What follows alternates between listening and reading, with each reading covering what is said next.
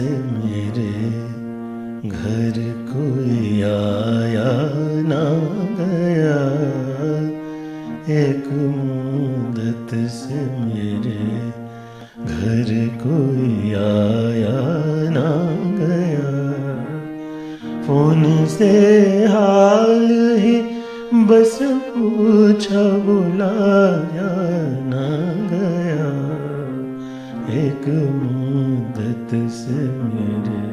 सभी को नमस्कार, जय हिंद। मैं doctor Walia DS science academy Gangapur city के प्लेटफॉर्म पर आप सभी का स्वागत करता हूं, अभिनंदन करता हूं। कोविड-19 जागरूकता अभियान में आप सभी का पुनः स्वागत है, अभिनंदन है।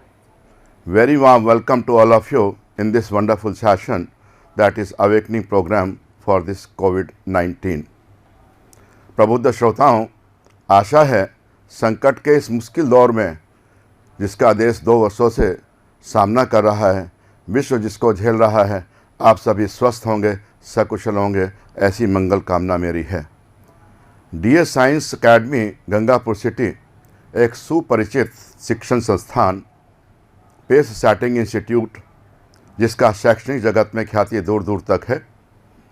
देखिए किस प्रकार से इसके परिणाम लोगों को आकर्षित करते हैं, एक झलक आप इसकी देखिए। तो गंगापुर सिटी में नाम सिटी है, लेकिन सुविधाएं उतनी उपलब्ध नहीं हैं। फिर भी इन सीमित साधनों में, सीमित सुविधाओं के अंदर यहाँ के बच्चे एक जुनून के साथ में अपनी तैयारी करते हैं। साथियों, डीएसएस एकेडमी गंगापुर सिटी शिक्षण के साथ साथ अपने सामाजिक दायित्वों का भी निर्वहन भलीभांति करती है। इस कोविड काल में साधारण जनता को कोविड के बारे में कुछ सूचनाएं, कुछ तथ्य, कुछ वैज्ञानिक बैकग्राउंड, साइंटिफिक बैकग्राउंड तथा कुछ भ्रांतियां, अंधविश्वास और अफवाहें जो समाज में फैली हैं, उनका निवारण हेतु ये एक सीरीज़ हमने प्रारंभ की है। Engineer Umesh Kumar, director DS science academy Gangapur city तथा कोर मेंबर के सदस्य जैसे श्री आशुतोष वर्मा जी, अकादमिक head, Pradeep Yadav ji, managing director, इस कोर कमेटी ने निर्णय लिया है कि कोविड जागरूकता अभियान प्रारंभ किया जाए और इसका जो उत्तरदायित्व है मुझे दिया गया। मैं doctor Walia DS science academy में यहाँ पर एज फैकल्टी इन बायोलॉजी मैं काम कर रहा हूँ। यहाँ के बच्चों का डिवोशन, डेडिकेशन और परिणाम निश्चित रूप से, सहज रूप से मुझे ही नहीं सबको आकर्षित करते हैं। यहाँ का एजुकेशनल एटमॉस्फेयर, कंजीनियल एटमॉस्फेयर वास्तव में बहुत ही प्रेरणादायक है। साथियों, मैं कोई वायरस का विशेषज्ञ नहीं हूँ। I am having scientific background in biology only, I am a non medico one. लेकिन उपलब्ध जानकारियाँ जो प्रामाणिक स्रोत से ली गई हैं, जैसे WHO या ministry of health and family welfare, उसकी जो प्रामाणिक जानकारियाँ हैं, उनके आधार पर एक सीरीज़ प्रस्तुत करने जा रहे हैं। एक सीरीज़ हमने तैयार की है और इस सीरीज़ का पहला पार्ट हम अभी आपके सामने प्रस्तुत करते हैं। पार्ट फर्स्ट को प्रारंभ करने से पहले यदि मैं अपने भावों को कोविड-19 के संदर्भ में इस प्रकार से प्रस्तुत करूं कि गुज़र रही है ज़िंदगी ऐसे मुकाम से, गुज़र रही है ज़िंदगी ऐसे मुकाम से, अपने भी दूर हो जाते हैं ज़रा से जुकाम से। तमाम कायनात में एक कातिल बीमारी की हवा हो गई, वक्त ने कैसा सितम ढाया कि दूरियां ही दवा हो गई। साथियों, आज सलामत रहें तो कल की सहर देखेंगे, आज पहरे में रहे तो कल का पहर देखेंगे। लीजिए, आपके समक्ष प्रस्तुत है पार्ट 1, कोविड जागरूकता अभियान। कोविड-19 अवेयरनेस सीरीज, कोविड-19 जागरूकता अभियान, part first. And this part first, it includes what is virus। इसकी हम बात करेंगे डिटेल में कि वायरस क्या होता है, और उसके बाद में हम बात करेंगे कि what is corona virus, corona virus क्या है, इसकी भी हम बात करेंगे। कोरोना वायरस और दूसरे वायरस से किस प्रकार से भिन्न है। देन हम बात करेंगे कि कोरोना वायरस फैमिली क्या है, क्या ये कोरोना वायरस जिसको हम कोविड कह रहे हैं ये पहले से है या इसके जैसे सदस्य पहले से उपस्थित हैं या ये उन सदस्यों से किस प्रकार से भिन्न है, इसकी हम बात करेंगे। फिर कोविड-19 क्या चीज़ है, क्या मतलब है, ये दूसरे कोरोना वायरस से कैसे भिन्न है, इसकी हम बात करेंगे। फिर हम लेंगे कि कहाँ से ये कोविड फैला है, किस प्रकार से फैल रहा है, क्या भ्रांतियाँ हैं, क्या उनका निवारण हो सकता है, और फिर हम बाद में लेंगे कि इस महामारी से बचने के क्या उपाय हैं। ठीक, सेकंड पार्ट में हम फिर इसका विस्तार लेंगे कि इससे हम किस प्रकार से यदि बीमारी हो जाती है तो किस प्रकार का इलाज उपलब्ध है और हमारे क्या सामाजिक दायित्व हैं, उन सब की हम बात पार्ट सेकंड में करेंगे। तो माय डियर व्यूअर्स, हम बात करते हैं व्हाट इज़ वायरस। वायरस को हम कहते हैं विषाणु। और ये जो विषाणु है, देखिए ये जीवाणु से भिन्न है। जीवाणु मीन्स दैट इज़ बैक्टीरिया। जीवाणु सब परिचित हैं, दैट इज़ बैक्टीरिया, जो कि अनेक प्रकार से रोग उत्पन्न करते हैं। साथ के साथ बहुत सारे बैक्टीरिया हमारे लिए लाभदायक भी हैं। जो हम कर्ड जमाते हैं, दही जमाते हैं, वो बैक्टीरिया के कारण ही होती है। The name of bacteria is lactobacillus. लेकिन आज हम इस जीवाणु की हम बात नहीं कर रहे हैं, हम बात कर रहे हैं विषाणु। विषाणु को हम कहते हैं वायरस कहते हैं, और ये वायरस का जो आकार है ये जीवाणु से भी छोटा होता है। विषाणु की किस प्रकार से खोज हुई उस विस्तार में हम नहीं जाएंगे, हम जो संबंधित हमारी चर्चा है उस पर हम कंसंट्रेट करेंगे। राइट, तो अब हम बात करते हैं यहाँ पर तो अभी हम बात करते हैं कि वायरस क्या होता है, क्योंकि जो कोविड-19 डिजीज़ है ये वायरस की वजह से है। तो पहले हम बात करें वायरस क्या है, उसके बाद में बात करेंगे कोरोना वायरस क्या है, कोरोना वायरस फैमिली क्या है, क्योंकि ये जो कोविड-19 जो रोग जिससे हुआ है वो वायरस भी कोरोना फैमिली का वायरस है। तो उससे पहले हम बात करें विस्तार से, हम बात करते हैं कि व्हाट इज़ वायरस। देखिए वायरस जो है एक लिंक है, नॉन लिविंग्स और लिविंग्स के बीच में एक लिंक होता है।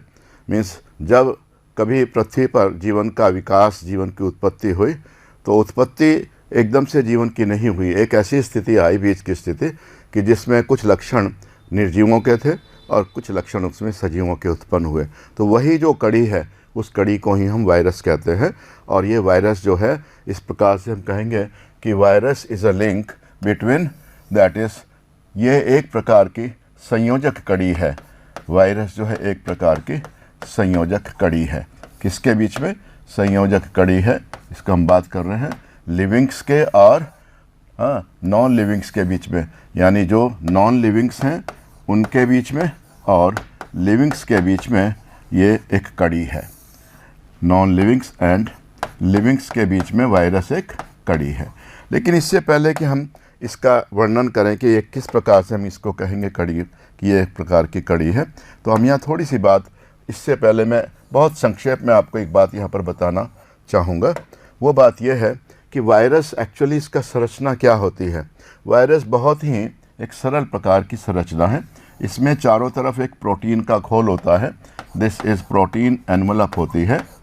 प्रोटीन एनवलप सभी वायरस के अंदर होता है, प्रोटीन एनवलप। और इस प्रोटीन एनवलप के अंदर इसका न्यूक्लिक एसिड होता है, जो कि इसका आनुवंशिक पदार्थ होता है। ये इसके अंदर होता है। This is, that is genetic material, या इसको हम कहेंगे आनुवंशिक पदार्थ, जिसके के द्वारा इसके गुण एक पीढ़ी से दूसरे पीढ़ी की ओर जाते हैं।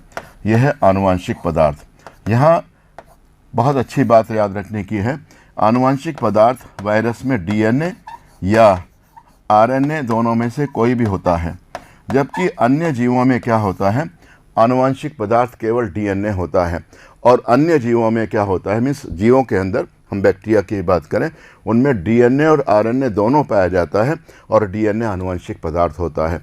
लेकिन वायरस के अंदर खास बात क्या है, इस वायरस के अंदर या तो डीएनए होगा या आरएनए होगा, दोनों ही ये आनुवंशिक पदार्थ की भांति कार्य करते हैं। इसी आधार पर वायरस को हम कहेंगे या तो डीएनए वाला वायरस है या आरएनए वाला वायरस है। तो ये एक सरल सी संरचना होती है वायरस की। अब एक बात यहाँ और ज़रा सा ध्यान देने की है। देखिए यहाँ पर वो बात क्या है बेटा? देखिए हम बात करें यहाँ पर, यदि हम एक साधारण सी सेल की भी बात करें, आपको पता है सेल या कोशा जो होती है वो जीवन का आधार है, जीवन की इकाई है। चाहे जीव एक कोशिकीय हो चाहे बहुकोशिकीय हो, कोशिका उसकी इकाई होती है। तो सेल से हमारा क्या अभिप्राय है, तो इन दोनों बातों से हम कुछ बातें निकालेंगे।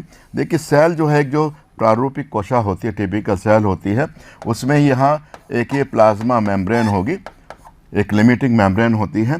यहाँ पर इसका न्यूक्लियस होता है जो कि विकसित भी हो सकता है, अविकसित भी होता है। और इस न्यूक्लियस के चारों ओर क्या होता है, ये होता है साइटोप्लाज्म। और साइटोप्लाज्म में विभिन्न प्रकार के एंजाइम होते हैं।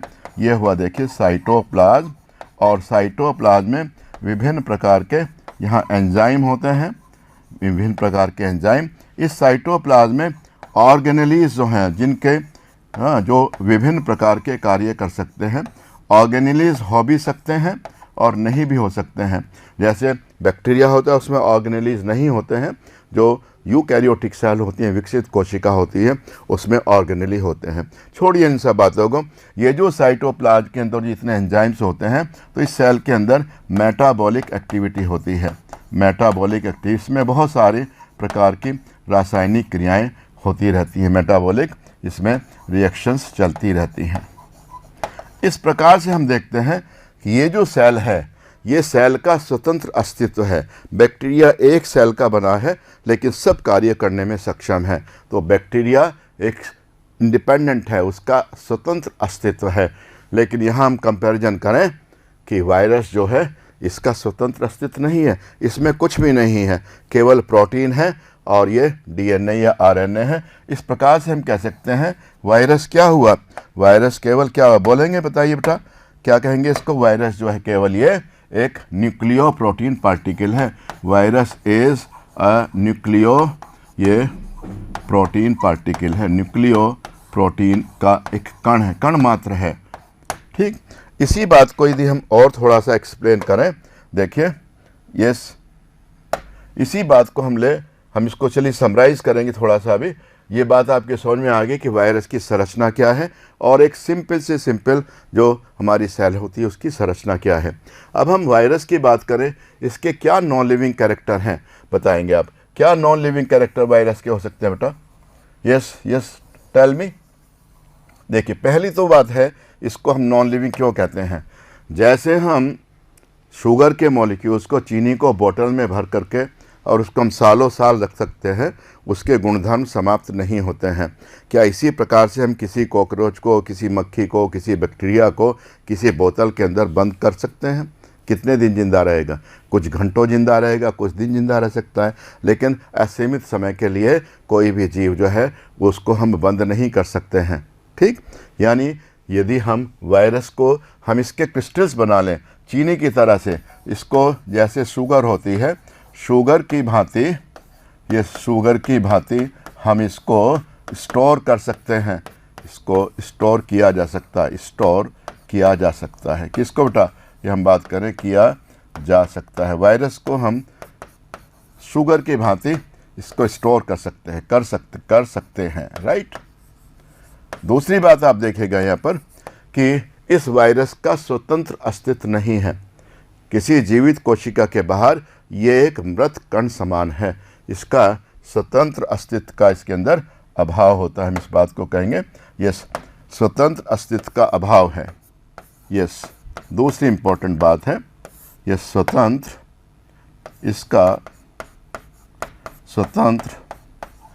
अस्तित्व का अभाव है, यानी इंडिपेंडेंट एग्जिस्टेंस इसका नहीं होता, स्वतंत्र अस्तित्व का अभाव है। इंपॉर्टेंट दोनों और भी बहुत सारे अंतर हैं, विस्तार से नहीं जाने की ज़रूरत है। और यदि हम बात करें अभी इसका ऐसा कौन सा लक्षण है जो इसको जीवित हमको बताता है कि ये जीवित है? यस, सबसे महत्वपूर्ण लक्षण है। देखिए जैसे ही आप पढ़ेंगे मैं बताऊंगा आपको, जैसे ही ये वायरस किसी जीवित कोशिका के अंदर जाता है, ये जैसे सेल है तो वायरस जीवित कोशिका के अंदर जाता है। ये जो वायरस है यहाँ, जैसे ये वायरस है और ये वायरस का मान लिया हमने बनाया, ये इसका डीएनए है तो या आरएनए है, तो ये वायरस यहाँ जाते ही इसके अंदर अपनी कॉपी बनानी शुरू कर देता है। इसी को हम क्या कहते हैं? रिप्रोडक्शन कहते हैं, प्रजनन कहते हैं, गुणन कहते हैं। वायरस जो है सेल के अंदर जा कर के मल्टीप्लाई करता है। तो virus we can write it can multiply. ये मल्टीप्लाई कहाँ होगा? Inside a living cell.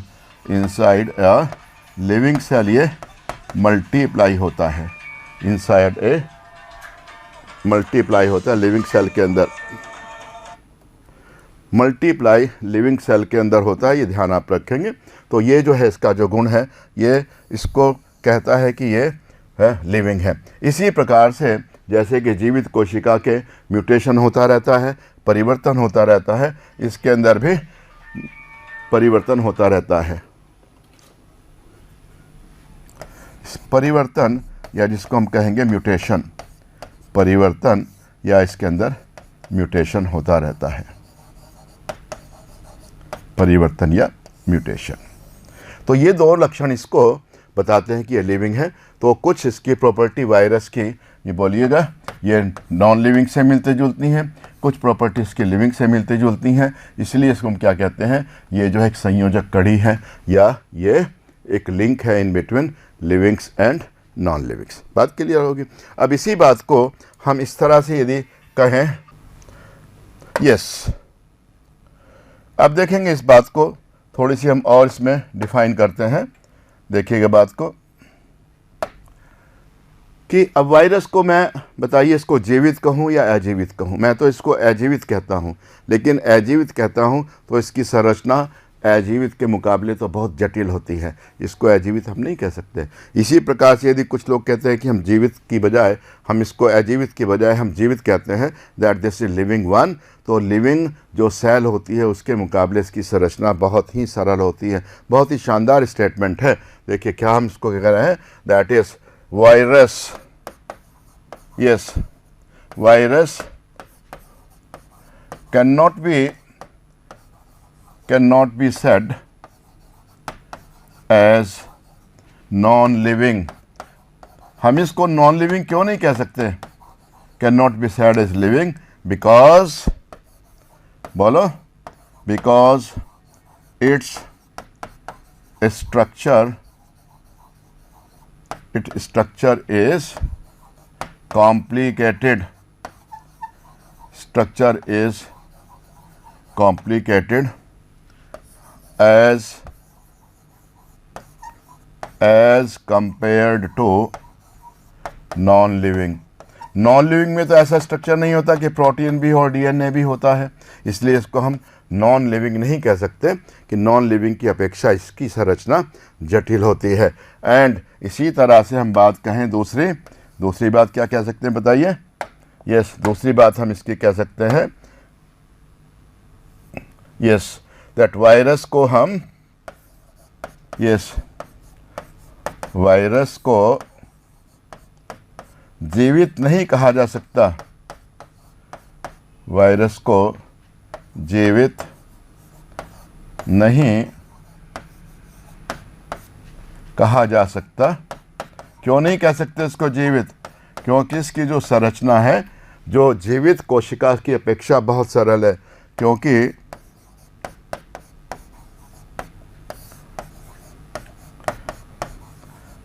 इसकी संरचना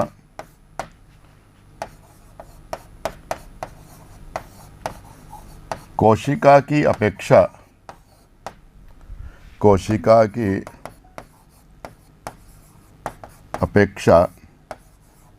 यस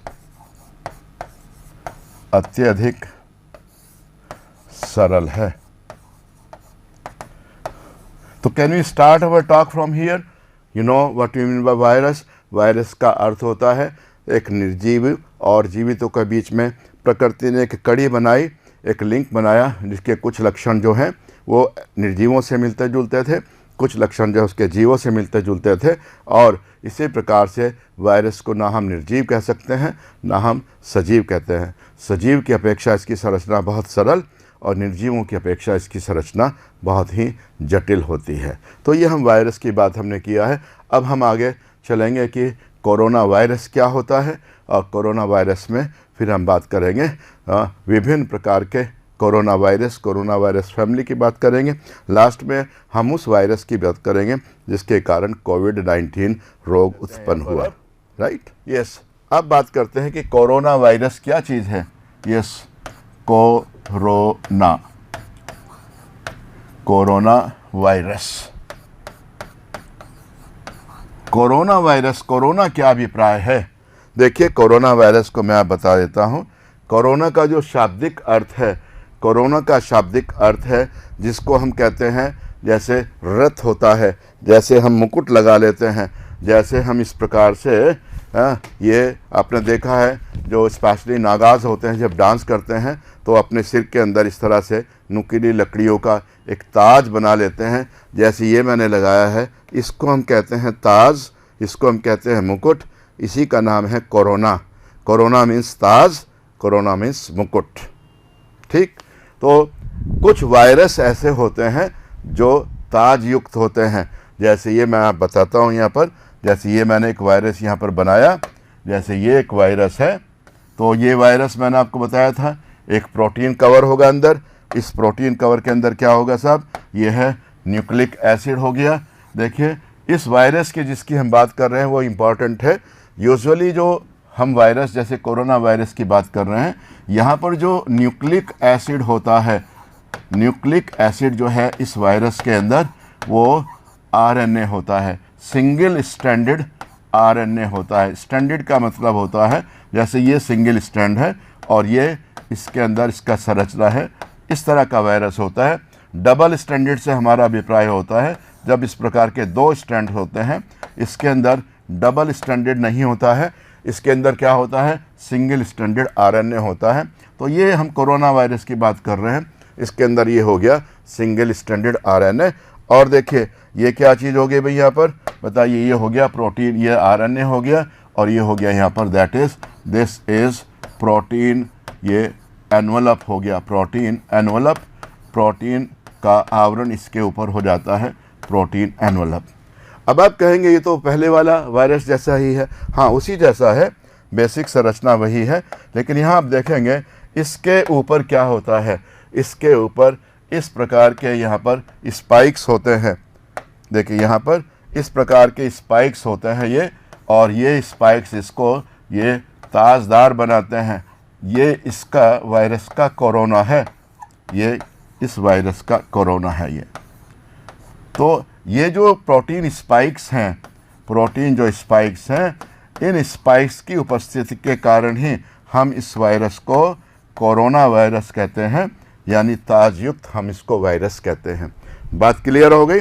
कोरोना का मतलब होता है ये जो स्पाइक्स हैं सभी वायरसेस के अंदर नहीं होते हैं। ये जो स्पाइक्स हमने बताए आपको,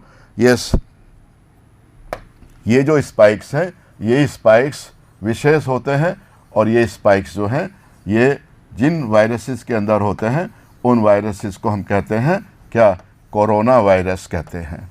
अब देखिए, जो एक प्रश्न मैंने आपसे किया है कि क्या कोरोना वायरस अभी आए हैं या कोविड वायरस अभी आया है, और कोविड वायरस क्या है, ऐसा नहीं है। जब ये शोर शराबा हुआ कोविड-19 और ये कोरोना वायरस है, तो मैं आपको अपना एक एक्सपीरियंस शेयर करता हूँ। आई डिड MSc इन 73 और मैंने 12th स्टैंडर्ड पास किया है 69 में। तो 69 में जो मैंने जोलॉजी की किताबें पढ़ी हैं वो किताबें मेरे पास आज भी हैं। मैंने उन किताबों के अंदर टटोला कि कोरोना वायरस होता क्या, क्योंकि ऑथेंटिक बुक्स हैं वो। तो मैंने देखा कोरोना वायरस का नाम तो उस बुक के अंदर भी लिखा हुआ है। तो कोरोना वायरस कोई नई चीज़ नहीं है। कोरोना वायरस, अब आप देखेंगे यहाँ पर, देखिए ये जो है कोरोना, मैं फैमिली की बात करूँ, yes this is yes corona, yes virus, corona virus family. Corona ये एक फैमिली होती है। फैमिली का मतलब होता है कि इस तरह के जो वायरस मैंने बनाए हैं ये एक ही वायरस नहीं होता, ये बहुत तरह के वायरस होते हैं, पूरी की पूरी फैमिली होती है। This is corona virus family. आपको ताज्जुब होगा सुन करके कि ये जो कोरोना वायरस है, जैसे एक वायरस की मैं बात करूं जिसको हम कहते हैं जुकाम हो जाता है, सर्दी जुकाम बोलते हैं ना, सर्दी जुकाम means that is called as influenza. इतना भी आपको पता है, इन्फ्लुएंजा होता है। इन्फ्लुएंजा ये एक वायरस होता है, और ये इन्फ्लुएंजा वायरस आज से नहीं बहुत समय से ये है। इन्फ्लुएंजा वायरस हमारा जो श्वसन तंत्र है उसको प्रभावित करता है, श्वसन तंत्र को प्रभावित करता है। इसके कारण नोज़ बहनी शुरू हो जाती है, हमको खांसी, हमको कफ की शिकायत भी हो जाती है, जुकाम होता है, आप समझते हैं सब। तो ये जैसे एक जुकाम की मैंने बात बताई, इसी प्रकार से कोरोना वायरस, बहुत तरीके के कोरोना वायरस होते हैं। अब आप कहेंगे कि ये जुकाम जब हुआ, अभी भी होता है, हम हर सांस के अंदर बहुत से प्रकार के विषाणु, बहुत से प्रकार के जीवाणु हमारे शरीर के अंदर जाते हैं, लेकिन हम हर बार तो बीमार नहीं होते हैं, क्योंकि इनका जब प्रथम आक्रमण हमारे शरीर के अंदर हुआ तो हमारा शरीर भी ऐसा नहीं बनाया। हमारे शरीर, परमपिता परमेश्वर ने हमको बहुत बहुत आशीर्वाद बख्शा है। ऐसे तो फिर जिंदा रहना ही मुश्किल हो जाता, कि जीवाणु और वायरस हमको खा जाते। हमारे वायरस के अंदर हमारा प्रतिरक्षा तंत्र होता है, और एक बार जैसे कोई जाता है तो उसको वो आइडेंटिफाई कर लेते हैं। प्रथम बार भले ही शरीर को थोड़ा सा नुकसान हो, लेकिन उसको शरीर की कोशिकाएं वो आइडेंटिफाई कर लेती हैं और उसको याद रखती हैं। दूसरी बार यदि उसका आक्रमण होता है तो दोनों के बीच फाइटिंग होती है, so called antibodies of the body already present, वो उस पैथोजन को किल कर देती है। इस प्रकार से बार बार हमारे शरीर के अंदर बहुत कुछ जाता है, लेकिन वो आप ध्यान रखेंगे हम बार बार बीमार नहीं पड़ते हैं। अब हम बात करें ये कोरोना वायरस की, और थोड़ी सी मैं बात करूं। देखिए, इतिहास गवाह है इस चीज़ का कि कोरोना वायरस, एक बार कोरोना वायरस, ये देखिए यदि हम ऐतिहासिक थोड़ी सी पृष्ठभूमि में जाते हैं तो आप देखेंगे कि एक बार ये हुआ, दैट इज़ एक बहुत बड़ी बीमारी SARS, ये 2003 के अंदर ये एक कोरोना वायरस था। हम बात कर रहे हैं यहाँ पर, that is corona virus. Yes, corona जो वायरस है, एक जैसे सार्स 2003 में, पूरा नाम है इसका, yes this is severe, yes this is acute respiratory. ये सारे जो वायरस हैं, कोरोना वायरस जो हैं, respiratory, and this one is syndrome. तो ये प्राय श्वसन तंत्र को प्रभावित करते हैं। ये नाक के रास्ते या मुंह के रास्ते ये हमारे लंग्स तक पहुंच जाते हैं और वहाँ पर प्रॉब्लम क्रिएट करते हैं। Acute syndrome, respiratory syndrome. तो दैट वाज वन एग्जाम्पल जो कि हिस्ट्री में दर्ज है, सार्स। यह भी एक कोरोना वायरस था 2003 में। नंबर 2 हम बात करते हैं, एक वायरस है दैट इज़ MERS।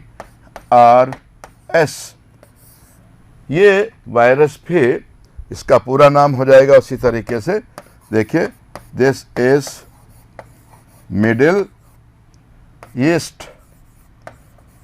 जैसे सऊदी अरेबिया जैसी कंट्री में इसका प्रकोप हुआ, और ये जो वायरस है, ये वायरस हमारा पहला 2012 में, ये वायरस है 2012 के अंदर, जो मिडिल ईस्ट की कंट्रीज़ हैं, मिडिल ईस्ट, उसी तरह से रेस्पिरेटरी और दैट इज़ सिंड्रोम। तो ये काफ़ी नुकसान हुआ, काफ़ी लोग बीमार हुए। 2 मैंने एग्जाम्पल दिए, सार्स और MERS।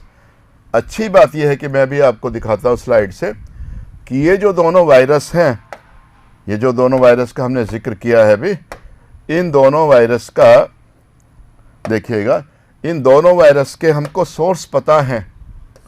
इन दोनों वायरस के, किसके, सार्स के, और ये जो MERS है, इसको हमने आइडेंटिफाई किया कि इनके सोर्सेस क्या हैं, कहाँ से ये इन्फेक्शन आया। तो स्पेशली ऐसे मानव, ऐसे मनुष्य जो इनके संपर्क में रहते हैं, ऐसे पशुओं के संपर्क में रहते हैं, जैसे जैसे कैमल होता है,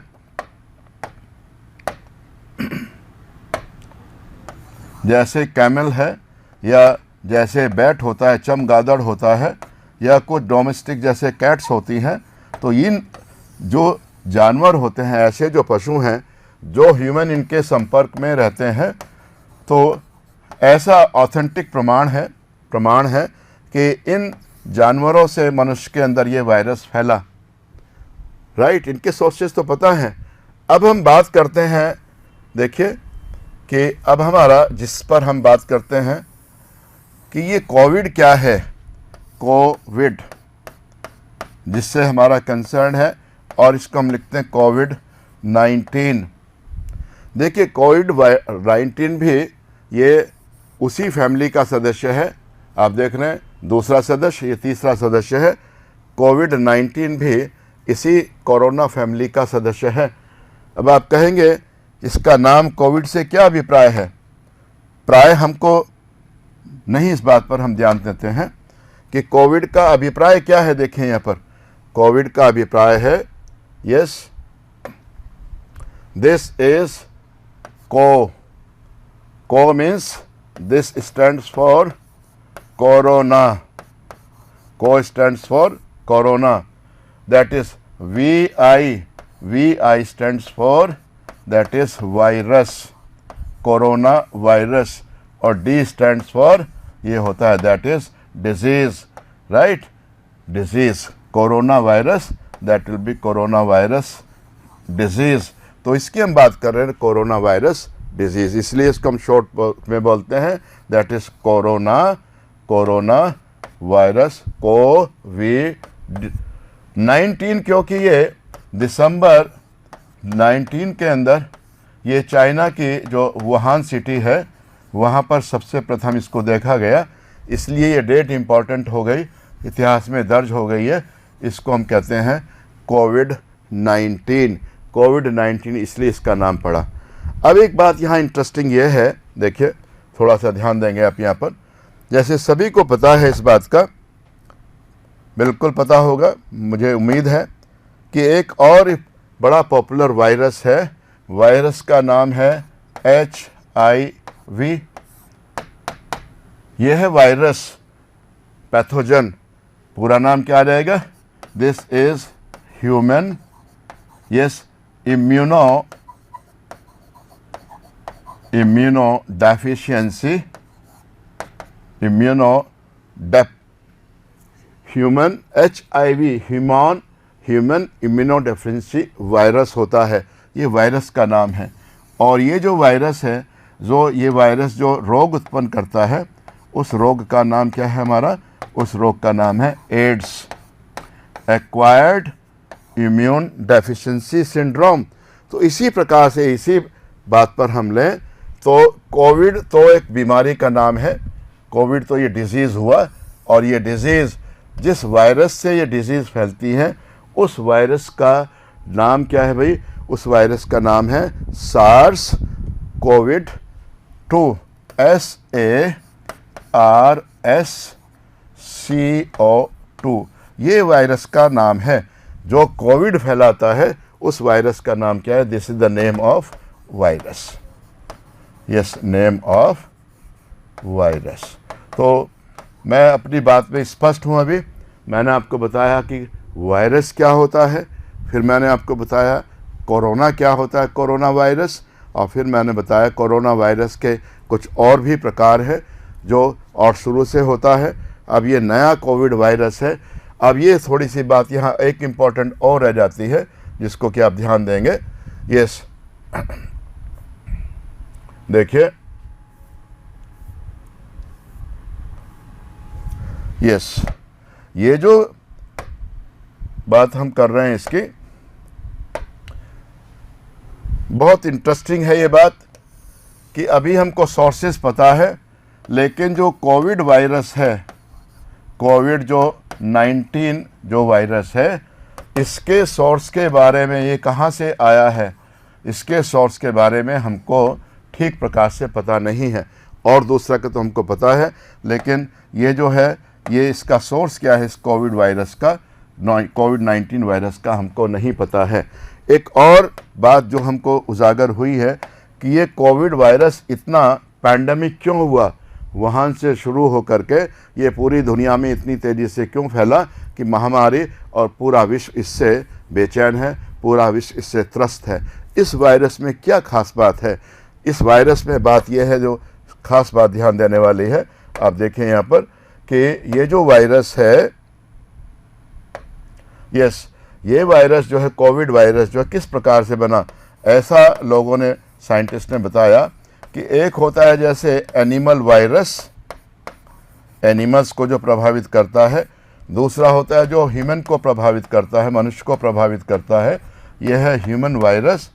ये ह्यूमन और दैट इज एनिमल वायरस, दोनों के संयोग से ये एक वायरस का निर्माण हुआ। इन दोनों के संयोग से एक न्यू वायरस बना, और ये न्यू वायरस के अंदर कुछ परिवर्तन हुए, परिवर्तन को हम कहते हैं म्यूटेशन हुआ, और इस म्यूटेशन के फलस्वरूप परिवर्तन या इस म्यूटेशन के फलस्वरूप ये हमको जो वायरस मिला, ये कोविड वायरस हमको मिला, कोविड-19। पहले ऐसा नहीं था। जो कोई डिजीज़ होती थी, वो डिजीज़ एक पर्टिकुलर एरिया में होती थी, पर्टिकुलर क्लाइमेटिक जोन में होती थी। यूरोपियन कंट्री में है तो इधर नहीं होगी, ट्रॉपिकल कंट्रीज़ में। लेकिन ये वायरस ऐसा है जो कि दुनिया के हर देश को, हर क्लाइमेटिक जोन को प्रभावित कर रहा है। तो इसी को हम कहते हैं एक सिंथेटिक वायरस है। ज़्यादा विवाद में हम नहीं जाएंगे, लेकिन ऐसा अंदाज़ है कि ये एक म्यूटेशन से ये वायरस हुआ है। तो हमने बात किया अभी कोविड वायरस क्या होता है और किस प्रकार से हम इसको बात करते हैं। अब हम थोड़ा सा चलते हैं। देखिए, ये हम बात कर रहे थे व्हाट इज़ वायरस, अभी हमने लिया।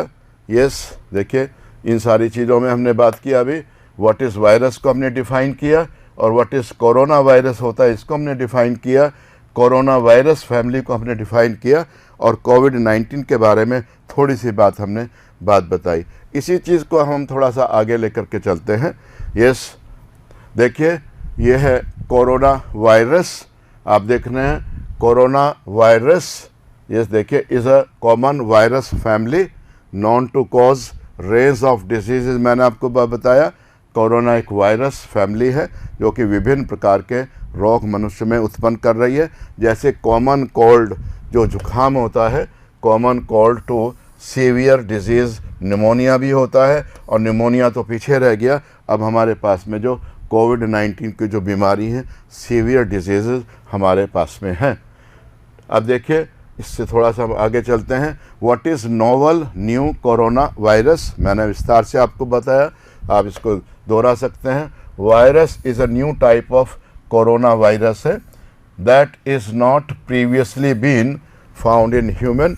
मैंने थोड़ा सा आपको इशारा किया कि ये एनिमल वायरस और ह्यूमन वायरस मिल करके एक नया वायरस बनाया। वो बना है प्राकृतिक रूप से या बनाया गया है, ये डिबेट का हमारा इशू नहीं है। हाँ, बहुत सारी भ्रांतियां हैं और वो तथ्य पर आधारित तो नहीं है। हाँ, कहते हैं कि चाइना वालों ने सिंथेटिक वायरस बनाया है, प्रयोग के दौरान ऐसा कुछ हुआ है, लेकिन इस विवाद में ना हमको पढ़ना है ना हमको पढ़ना चाहिए। और दैट इज़ रिपब्लिक यहाँ पर हुआ, guard, that is right. Other non type of corona virus मैंने आपको बता दिया, जैसे MERS है, जैसे सार्स कोरोना वायरस है, इनका विस्तार से मैं आपको बता चुका हूँ। अब थोड़ी सी हम और आगे चलते हैं। देखिए, ये है कोरोना वायरस के स्रोत, एपिडेमिक पोटेंशियल। एपिडेमिक उस डिजीज़ को कहते हैं, पैंडेमिक उस डिजीज़ को कहते हैं जो बहुत सारे क्षेत्र में एक साथ फैलती है। एपिडेमिक पोटेंशियल की हम बात कर रहे हैं। देखें यहाँ पर, यह है हमारा corona virus are jumping, that is increasingly from animal to human, creating new threats. देखिए, अलग अलग प्रकार की हम बात कर रहे हैं। जैसे सार्स कहाँ से आ सकता है, इसी तरह से ये सार्स की हमने बात किया विशेष रूप से। हाँ, हम ज़्यादा डिटेल में नहीं जा सकते, समय की सीमा है हमारे पास में, और मैं कोई एक्सपर्ट तो हूँ नहीं, मैंने केवल जानकारियाँ इकट्ठी की हैं, और मेरा इंटरेस्ट है, being a man of biology, I just want to share my views with you, and definitely you have to appreciate this colourful and wonderful session. My dear viewers, this session is only for beginners who have interest in science. Science means not biology, physics or chemistry. Everyone is a scientist. Everyone is having scientific attitude who has logical mind. जिसके दिमाग में होता है ये कैसे हुआ है, क्यों हुआ है, क्यों हुआ है, कैसे हुआ और क्यों हुआ है, जब इन प्रश्नों के उत्तर हम तलाशना शुरू कर देते हैं, then we have become student of science, right. तो उसी का हम कोशिश कर रहे हैं जवाब देने की। जैसे ये मैंने बात किया, दिस वायरस की मैंने बात किया, और ये हम बात कर रहे हैं, देखिए दिस इज SARS-CoV-2, और इसका सोर्स हमको नहीं पता है कि कहाँ से ये आया है। इसी तरह से आप थोड़ा सा आगे देखिएगा, यस ये है कोरोना वायरस, स्पष्ट है आपको कोरोना वायरस। ये क्या है इसका बोलिएगा, ये हो गया इसका, this is single stranded RNA यहाँ पर हो जाता है, राइट। ये क्या हो गया, दिस इज प्रोटीन एनवलप जो मैंने आपको बात बताई थी, और ये क्या हो गया, यहाँ पर इसके प्रोटीन के स्पाइक्स हो जाते हैं, इसलिए इसको हम कोरोना वायरस कहते हैं। क्या क्या स्रोत हो सकते हैं वही चार्ट है, देखिएगा। ये सार्स कहाँ से, जो डोमेस्टिक कैट्स होती हैं या जैसे पिग्स हैं, आप देख रहे हैं यहाँ पर कैमल्स हैं। कैमल्स कहाँ, जो हमारे अरेबियन कंट्रीज़ में जो फैला, that is middle east severe, that is respiratory syndrome, इस प्रकार के वायरस। और सार्स का हमको नहीं पता कि क्या हमारा स्रोत है। ये जो एनिमल्स हैं, पता नहीं प्रकृति जाकर कहाँ रुकेगी, कि जब हमने प्रकृति के साथ हमने जीना चाहिए, लेकिन जब हम अपने लालचवश, प्रकृति ने सबका भरपूर इंतजाम किया है, every that is need can be satisfy, but if you want to go for greed, that nature is unable to satisfy our greed. हमको प्रकृति के साथ रहना है, लेकिन जब हमने प्रकृति के साथ खिलवाड़ की है तो यही रिजल्ट्स आने हैं। तो ये कहे कि हमको इन एनिमल का साथ छोड़ना चाहिए, ज़िंदा नहीं बचेंगे, हमारा सर्वाइवल नहीं होगा, it will be very difficult to survive on this planet. सबको साथ लेकर के चलना है, ये बात स्पष्ट यहाँ पर हो जाती है। यस, ये बात हो गई, देखिए हमने बात किया यहाँ पर। अब हम बात करते हैं ये कहाँ से आया, वही बात। ये चाइना का फ़िश मार्केट है, फ़िश मार्केट तो नाम ही है। वहाँ पर बड़े बड़े एनिमल्स, यदि हम वेजिटेरियन हैं तो when we can not see the scene generated there, किस तरह के एनिमल्स, फ्रॉग हों, स्नैक्स हों, क्या नहीं है, और उनके वो अंग जो कि देख करके भी आप सोच नहीं सकते, वो सब अंगों का वहाँ पर इस्तेमाल होता है। ये देखिए चाइनीज़ लेडी, दीज आर इधर दे आर परचेजिंग और they are the shopkeeper here. ये फ़िश मार्केट है, और इस तरह से बड़े बड़े जानवरों के जो बॉडी हैं वहाँ पर वो स्लाटर करके लटके होते हैं, और लोग कहते हैं यहीं वुहान मार्केट से, ये फ़िश मार्केट से इसका दैट इज़ ये। अब थोड़ी सी बात मुझे जो बड़ी इम्पॉर्टेंट है वो मुझे आपसे करनी है। देखिए थोड़ा सा मैं यहाँ पर बताता हूँ। ये कोरोना जो वायरस है, इसको थोड़ा सा मैं पहले पॉज कर देता हूँ। देखिए इसके बारे में मुझे आपको बताना है। बहुत इंटरेस्टिंग चीज़ है कि वायरस, जैसा थोड़ा सा मैंने इशारा किया, बाहर उसका अस्तित्व बिल्कुल नहीं है, निर्जीव पार्टिकल है, लेकिन जैसे ही वो किसी कोशिका के अंदर एंटर करता है, किसी जीवित कोशिका के अंदर एंटर करता है, तो वो एक्टिव हो जाता है। वो उस कोशिका का सारा कार्यभार छीन लेता है, नियंत्रित कर लेता है, आदेश देना प्रारंभ करता है, और हमारी कोशिका के DNA को और सेल को आदेश देता है, जो मैं कहता हूँ उसको मानिएगा। ज़बरदस्ती हो जाती है। कोरोना का जो न्यूक्लिक एसिड होता है, वो DNA हो या RNA हो, यहाँ पर हम RNA की बात कर रहे हैं, वो RNA अंदर जाता है और अपनी बहुत सारी कॉपीज़ का निर्माण करता है। जैसे मैंने आपको बताया था अभी कि ये देखिए, जैसे ये वायरस है यहाँ पर, ये वायरस किसी जीवित कोशिका के अंदर यहाँ पर आता है। ये जैसे ये सेल हो गई यहाँ पर, यस, इसको मैं ऐसे ले लेता हूँ। ये जैसे ये एक सेल हो गई, ये सेल के अंदर ये जो वायरस जो है ये यहाँ एंटर करता है, इनका रिकॉग्निशन होता है। इसके ऊपर जो केमिकल्स होते हैं, जैसे स्पाइक्स होती हैं, उन स्पाइक्स के द्वारा वो इस कोशिका की जो आधारीय सतह होती है, मेम्ब्रेन होती है, उसको आइडेंटिफाई करता है, और आइडेंटिफाई करने के बाद में अब क्या होगा, वो यहाँ पर रास्ता बना लेता है और इस रास्ते के थ्रू ये जो वायरस का जो डीएनए है, ये मान लिया मैंने ये डीएनए बनाया है वायरस का, ये वायरस का डीएनए जो है, ये वायरस का डीएनए इसके अंदर इंट्रोड्यूस कर देता है सेल के अंदर। और यहाँ पर ये मान लिया इस सेल का ये डीएनए है यहाँ पर, यस देखिए ये मान लिया इस सेल का ये डीएनए है यहाँ पर, तो इस डीएनए को ये आदेश देता है और इस आदेश के फलस्वरूप अब क्या होगा, इस वायरस की बहुत सारी कॉपीज़ बन जाती हैं, इस डीएनए की, न्यूक्लिक एसिड की, वायरस आरएनए की बहुत सारी कॉपीज़ बन जाती हैं। और उसके बाद में इन कॉपीज़ के चारों तरफ इन टाइम टू कम ये प्रोटीन का आवरण जमा हो जाता है और प्रोटीन का आवरण जमा होने के बाद अब ये वायरस तैयार है और ये वायरस इस सेल से इसको फाड़ करके ये वायरस जो है यहाँ से ये निकल आते हैं और ये फिर दूसरे लोगों को इन्फेक्ट करते हैं। तो मैंने कहा था वायरस बाहर जो है बिल्कुल नॉन लिविंग होता है। As and when virus enters in a living cell it will take the control of cell and will give dictation, कि उसको डिक्टेशन देता है कि अब मेरे अकॉर्डिंगली काम करो, मेरी प्रति जो है उत्पन्न करो, मेरी जनरेशन बनाओ। और एक वायरल न्यूक्लिक एसिड से बहुत सारे करोड़ों की संख्या में वो बन जाते हैं, उनके ऊपर प्रोटीन आवरण जमा हो जाता है और वो प्रोटीन आवरण जो है वायरस बना करके ये न्यू वायरसेस जो हैं ये दूसरे लोगों को इन्फेक्ट करने के लिए ये तैयार हैं। अब यहाँ पर न्यू वायरसेस यहाँ पर ये तैयार हो जाते हैं, राइट, न्यू वायरस बन जाते हैं। अब इसी चीज़ को आप देखिएगा, एक बहुत अच्छा ये किस प्रकार से देखिए,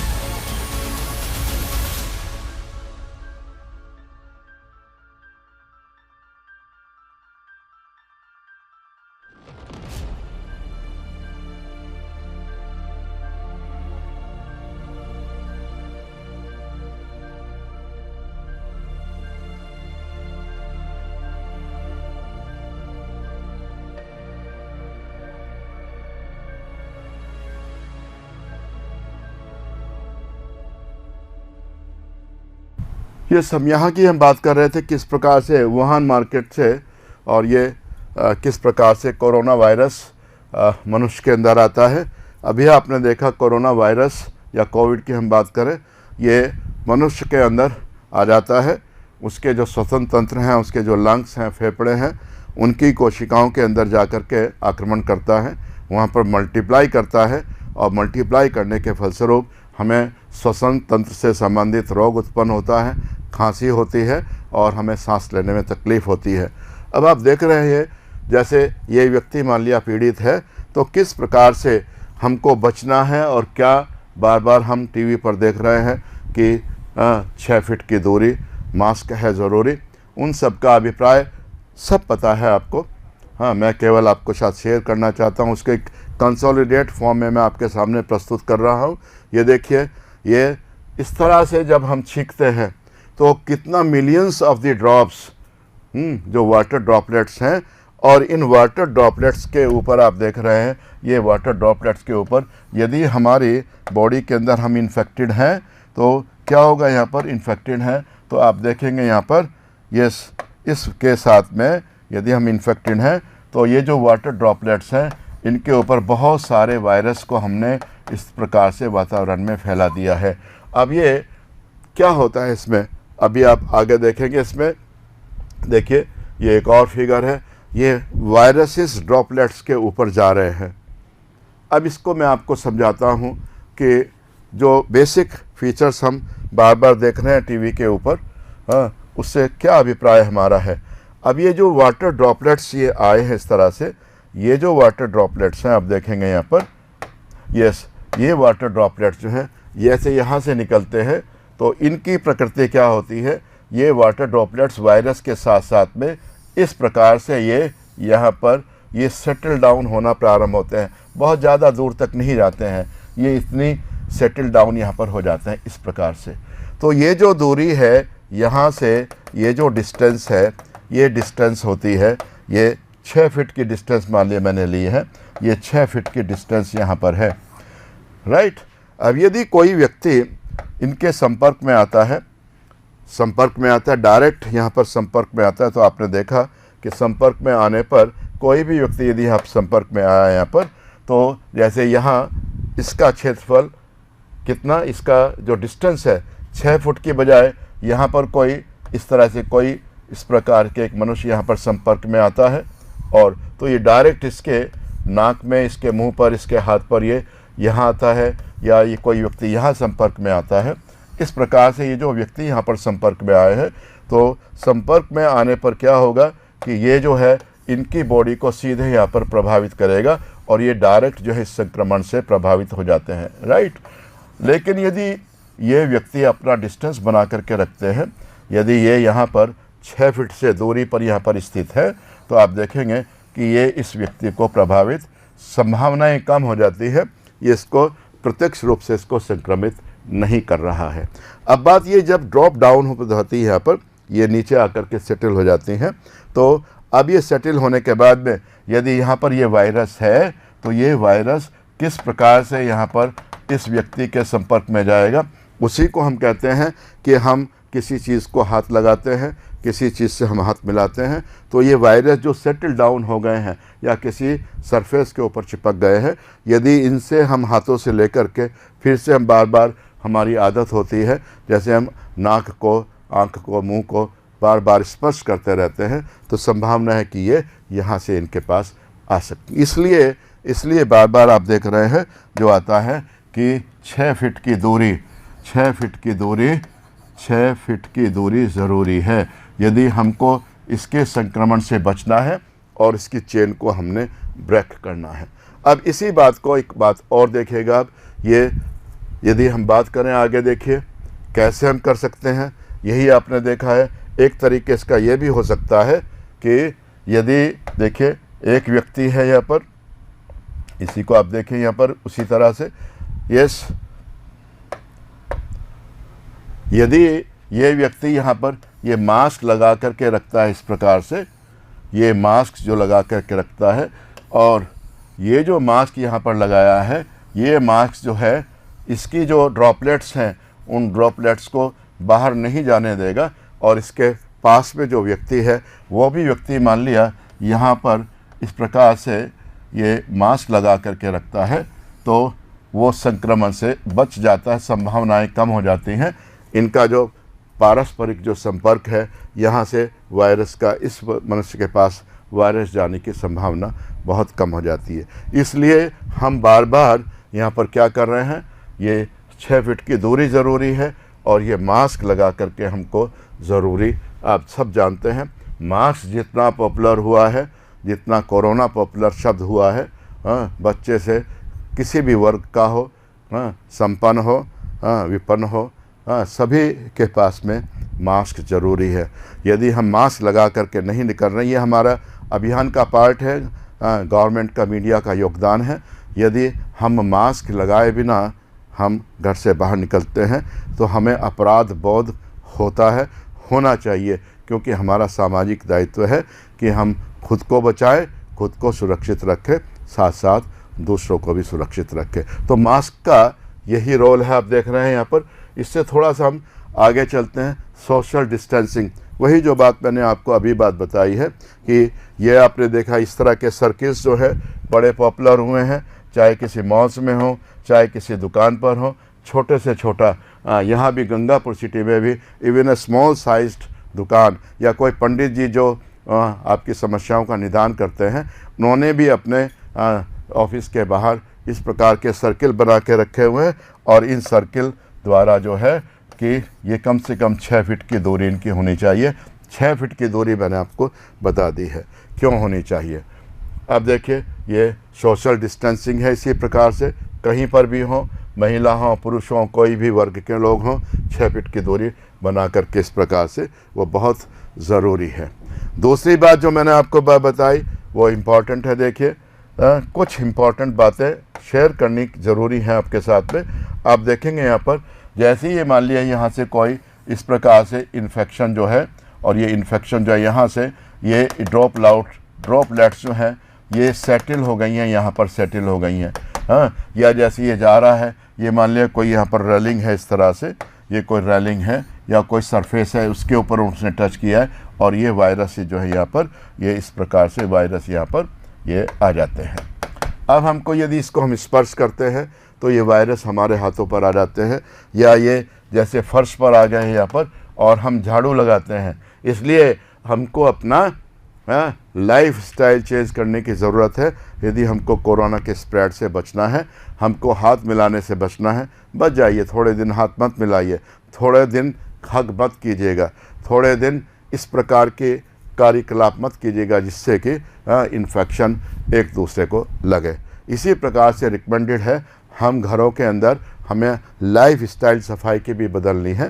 हाँ, हमको बार बार हाथ धोना है, सैनिटाइज़र करना है, साबुन से हाथ धोना है। साबुन उपलब्ध नहीं हो, पानी उपलब्ध नहीं हो, हमको सैनिटाइज़र का उपयोग करना है। इसी तरह से घर के अंदर हमको झाड़ू नहीं लगानी है। झाड़ू लगाने से क्या होगा, यदि कहीं आसपास से कोरोना वायरस हमारे घर में आ गया, वो सेटल डाउन हो जाता है फर्श के ऊपर।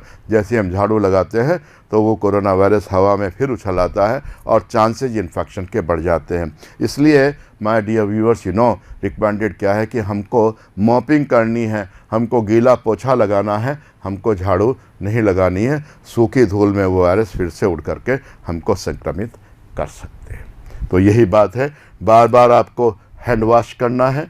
हैंड वॉश क्यों करना है, आप समझ गए कि ये वायरस जो है ये हैंड वॉश के साथ में वॉश आउट हो जाता है। और हमको बार बार आदत से बचना है। आँख और नाक को हमको बार बार स्पर्श नहीं करना, अच्छी प्रकार से हमको वॉश करने के बाद में इसको हमने स्पर्श करना है। अब यही बात देखें यहाँ पर, what can be done to protect against the new corona virus. Simple सी बातें हैं, मैं आपको रीड आउट कर देता हूँ। टू रिड्यूस रिस्क, इस संक्रमण के रिस्क को बचने के लिए, कम करने के लिए, कोरोना वायरस इन्फेक्शन कम करने के लिए, please apply the following procedure. निम्न बातों का आप ध्यान रखें। कौन कौन सी बातें हैं ज़रा सा बताइए। अवॉइड डायरेक्ट कंटेक्ट, एक दूसरे से संपर्क, जो एनिमल्स हैं, लाइव स्टॉक है या डेड स्टॉक्स है, उनके डायरेक्ट संपर्क से आप बचें। Presence in animal trading market, जहाँ इस प्रकार के जो स्लॉटर हाउसेज हैं या इस प्रकार के जो ये मीट बिकता है, वहाँ पर उनसे डायरेक्ट संपर्क में आने से आप बचें, क्योंकि इसी ने बहुत सारी बीमारियाँ फैलाई हैं। Avoid direct contact with anyone with symptoms of cold और रेस्पिरेटरी सिम्टम्स। ज़रूरी नहीं है कि सिम्टम्स वालों से ही आपको बचना है, ज़रूरी है कि वो हो सकता है वायरस को कैरी कर रहा हो और सिम्टम्स ना डेवलप हुए हों। तो अभी समय की मांग ये है कि हमको हाथ मिलाने से और सीधे संपर्क में आने से बचना है। ठीक इसी प्रकार से हमको नाक और मुंह और छींकते समय भी, या जैसे खांसी आती है इससे हमको बचना है। हाथ पर हमारे वायरस आएंगे, हम हाथ को कहीं टच करेंगे, अपने को टच करेंगे, किसी दूसरी सरफेस को टच करेंगे, chances of infection will increase like anything. इसलिए we have to modify our life style. जब कभी ऐसी खांसी आती है तो we have to go like this क्योंकि इसका यहाँ पर संपर्क होना या किसी सरफेस से हाथ के अपेक्षा संभावनाएं कम होती हैं। We have to change our life style. Coughing with tissues और फ्लैक्स्ड एल्बो से या टिश्यूज़ हम पास में रखें। Wash your hand with soap, हाँ बिल्कुल अल्कोहल बेस्ड हैंड रब से बात करें। Make sure that the animal products are well cooked, जो भी इस तरह की हम बात करते हैं उनको अच्छी तरह से उनका कुकिंग होना चाहिए। The same thing, properly hand washing आपने करना चाहिए, आपके मुंह पर मास्क होना चाहिए और सैनिटाइज़र का हमको उपयोग करना चाहिए। कोई नई बात नहीं है, नई बात मैं करने के लिए हुई नहीं यहाँ पर, मैं तो जस्ट आपको एक इंटरेस्ट और आपके सामने उसको उपलब्ध जानकारी को संग्रहित करके आपके सामने मैंने प्रस्तुत किया है। Now I am really thankful to